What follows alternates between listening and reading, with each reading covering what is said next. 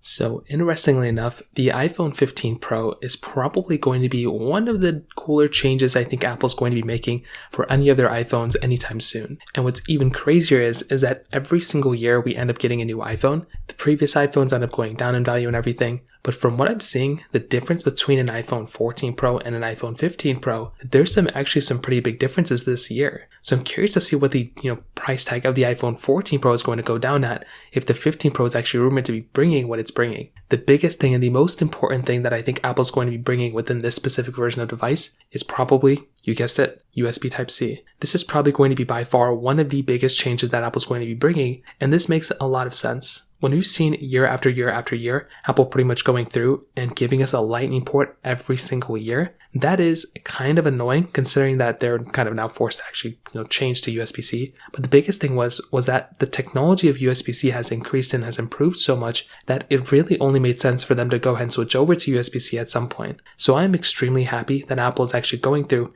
and giving us USB-C. I'm hoping there is some sort of Thunderbolt capability here. I'm actually hoping that within the iPhone Pro models like the 15 Pro, that is probably what we're going to be getting. We're going to be getting Thunderbolt, and then at least with the cheaper iPhones like the 15, the 15 Plus, those are probably going to end up getting some sort of non-Thunderbolt ports like we have on the standard iPad 10th generation. So that would be something that would be really cool. The build quality of the iPhone 15 Pro is also supposed to be way better than before. So with the iPhone 15 Pro, this iPhone is going to be bringing a lot more capability from that perspective. So it's going to be a faster phone, but it's also going to be bringing a much better build quality. So that is another thing that I'm really looking forward to within this device. And when I look at something like the iPhone 15 Pro, when I think about the iPhones that are going to be bringing, lots of capability, lots of changes, the 15 Pro is definitely going to be one of them. And that is another thing that I actually do like a lot about the 15 Pro in general as well. Now, on top of that, the other things within the iPhone 15 Pro, there's supposed to be like a new action button. So that's going to be pretty cool. There's going to be that Apple A17 Bionic chip inside. So that's going to be faster as well. We still don't know exactly what those specific things are going to be bringing in terms of the newer chip speeds and all that. We also don't know how much RAM the iPhone 15 Pro is going to be bringing, but if I had to kind of guess, I would probably say that this specific iPhone